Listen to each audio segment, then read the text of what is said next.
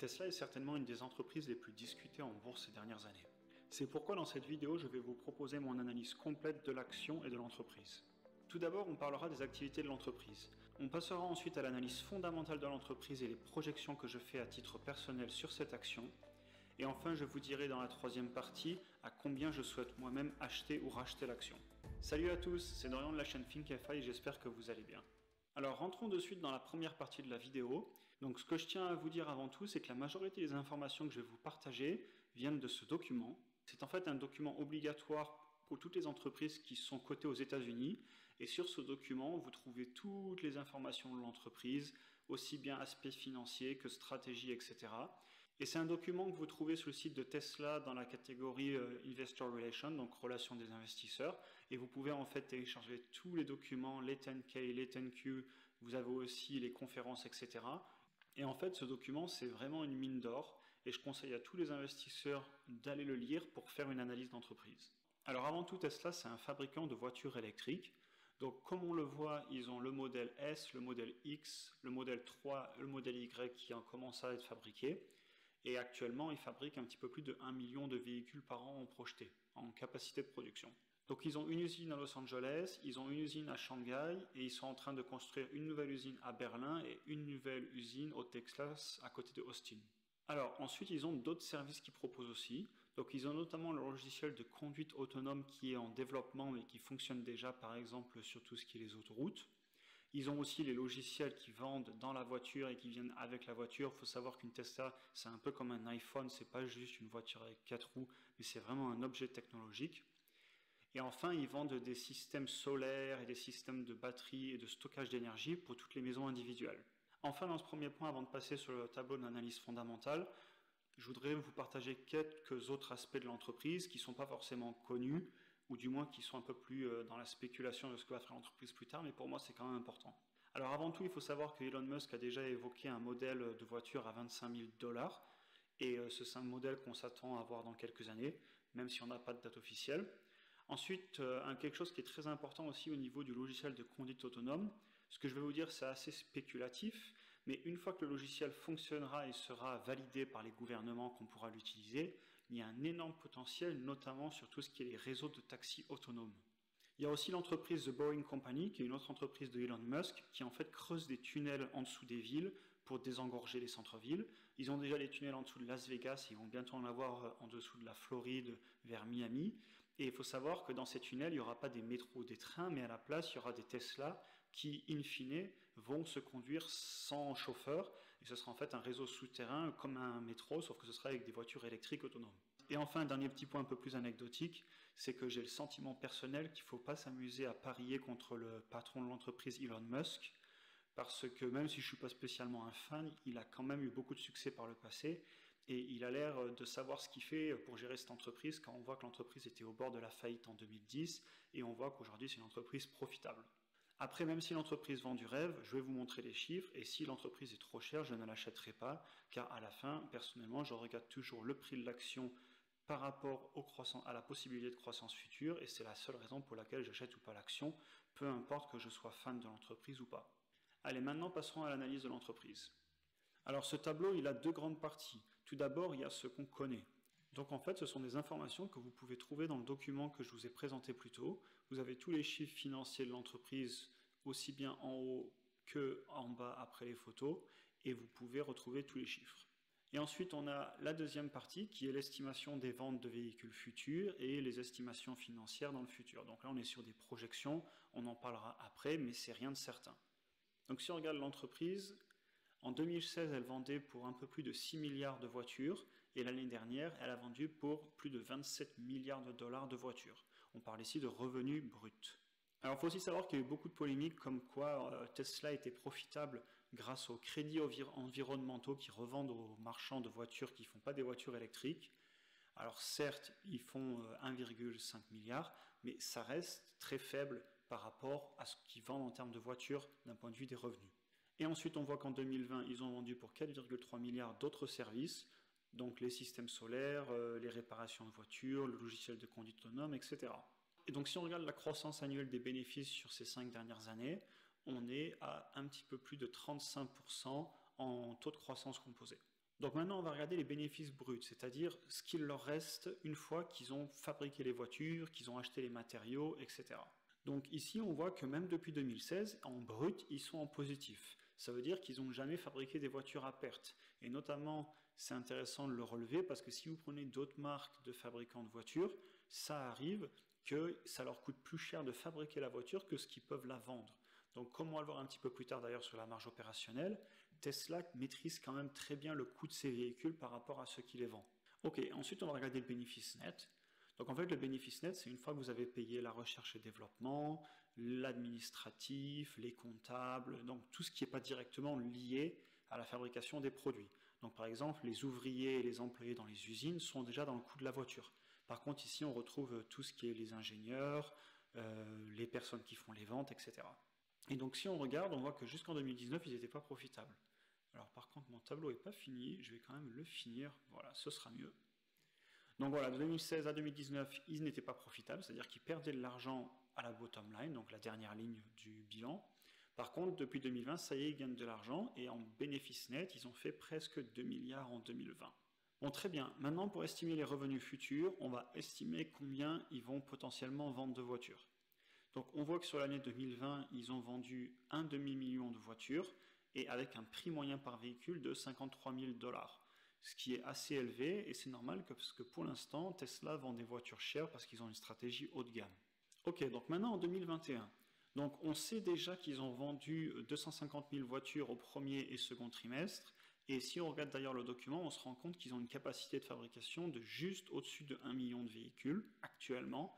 Et donc cette année, il est raisonnable de dire qu'ils vont vendre 1 million de véhicules. Ensuite, en 2022, on sait qu'ils vont ouvrir 2 autres énormes usines à Berlin et au Texas, et ces 2 usines devraient faire 500 000 véhicules chacune. Donc en théorie, on arrive en 2022 à 2 millions de véhicules. Alors est-ce que ce sera début 2022 ou fin 2022 ça on ne sait pas, ça risque d'être tout au long, c'est-à-dire qu'ils vont certainement commencer à produire début 2022 et ils seront en pleine capacité fin 2022. Mais dans tous les cas, comme je vous l'ai dit, ici c'est que des estimations et moi je fais de l'investissement long terme, donc même si les 2 millions sont un petit peu en retard ou un peu en avance, ça ne change pas énormément ma vision long terme. Et pour la suite, je suis quand même beaucoup plus raisonnable parce qu'on n'a pas d'informations sur de nouvelles usines qu'ils ont prévu d'ouvrir, même si on sait qu'ils vont en ouvrir d'autres. Donc vous voyez, comme je l'ai écrit, c'est arbitraire ce que j'ai écrit, c'est moi qui le décide, et j'estime qu'ils vont faire 30% de véhicules en plus chaque année pour les 3 prochaines années suivantes.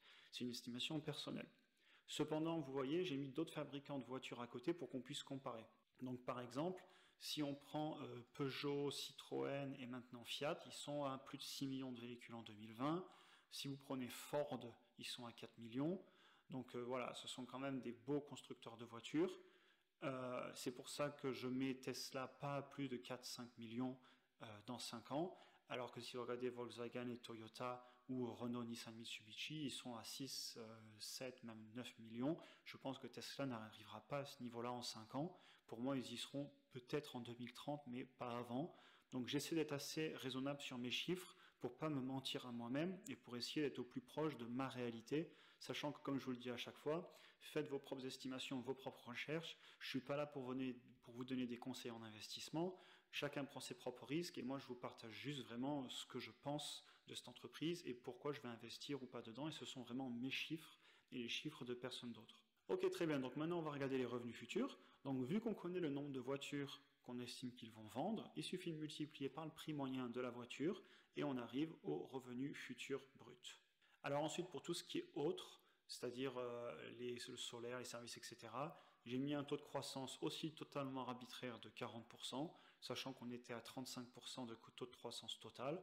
On pourrait mettre 30, on pourrait mettre 40, c'est personnel, vous pouvez mettre plus si vous voulez, mais après, dans tous les cas, ça a assez peu d'influence parce que vous voyez, on parle de plus 40% sur à peine 10% de leurs revenus totaux. Donc au final, même si je change beaucoup le pourcentage, l'influence n'est pas très grosse. Donc ensuite, le bénéfice brut. Alors là, je vais vous parler de quelque chose de très intéressant, c'est la marge. Comme je vous en avais parlé dans une vidéo il n'y a pas longtemps sur NIO, d'ailleurs je vous la mets juste en haut si vous voulez la voir après, Tesla, je pense qu'ils vont arriver à la fin à une marge de 30%, ce qui est énorme pour les voitures. Je regardais il n'y a pas longtemps, le groupe Peugeot Citroën, ils sont à 10% et ils sont très heureux d'être à 10% de marge. C'est-à-dire que pour une voiture qu'ils vendent 1000 euros, ils touchent 100 euros. Alors que Tesla, pour une voiture qui vend 1000 euros, ils touchent 300 euros.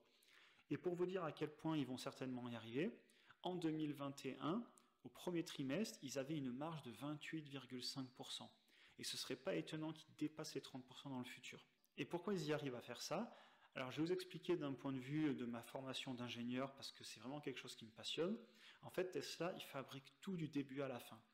Ils essaient vraiment d'optimiser la fabrication, et au lieu de faire comme un Citroën ou un Peugeot, ou un Renault, ou un Peugeot, peu importe, qui achètent à Valeo, à Plasticomium, etc., des composants et qui sont juste des assembleurs de voitures et des designers, Tesla, ils conçoivent tout. Ils conçoivent les usines, ils ont des énormes presses qui injectent de l'aluminium pour éviter d'avoir des centaines de robots qui soudent les châssis des voitures, etc.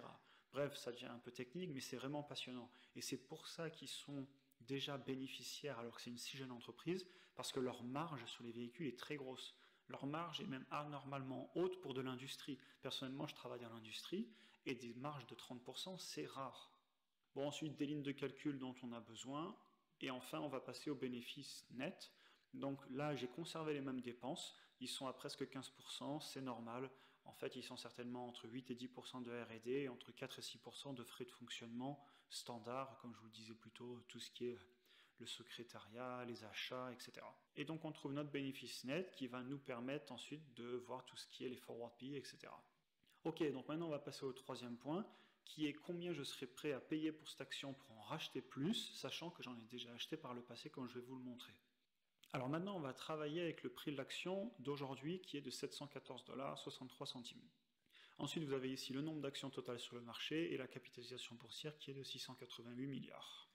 Donc avec les prévisions qu'on a fait, on arriverait avec un price to sales ratio de 11 en 2021 et de 2,6 en 2025. Et on arriverait donc avec un forward PE en 2021 de 100 et un forward PE en 2025 de 21,8. Sachant qu'aujourd'hui, l'entreprise a un forward PE de 372, comme on le voit ici.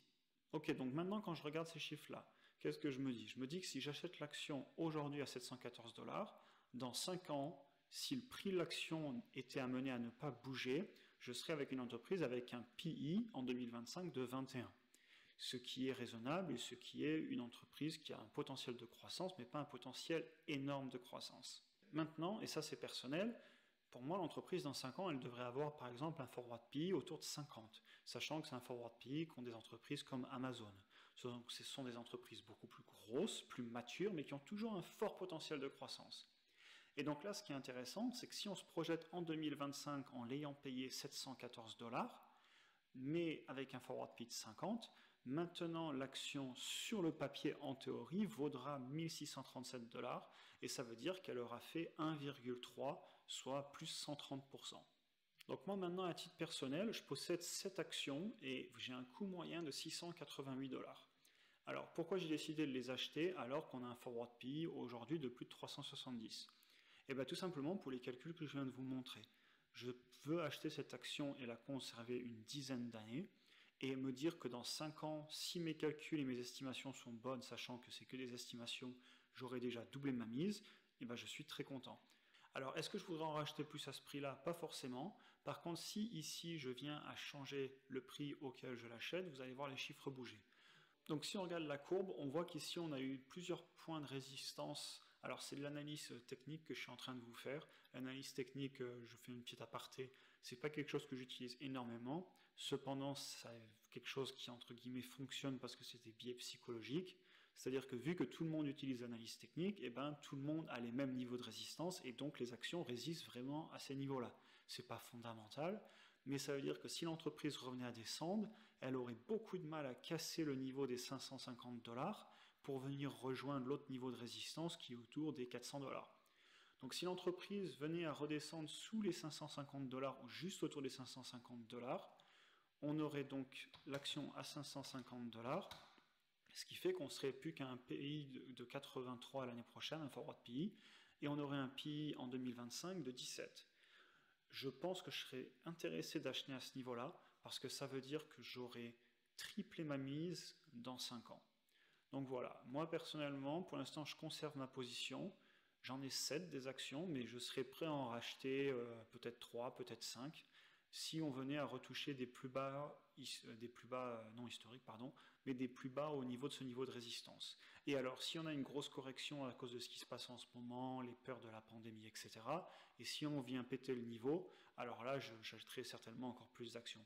Sachant que moi, personnellement, je fais du DCA, et si l'action vient rebondir au niveau des 550, j'en achèterai peut-être une, et vous voyez, si pendant quelques jours, elle reste bien en bas, j'attendrai un petit peu pour voir si ça casse, avant d'en racheter plus. Comme je vous le dis toujours, j'achète au fur et à mesure pour lisser mon prix moyen, et j'achète pas tout d'un coup pour ensuite, quand ça baisse encore plus, me dire mince, j'ai plus d'argent pour en acheter plus.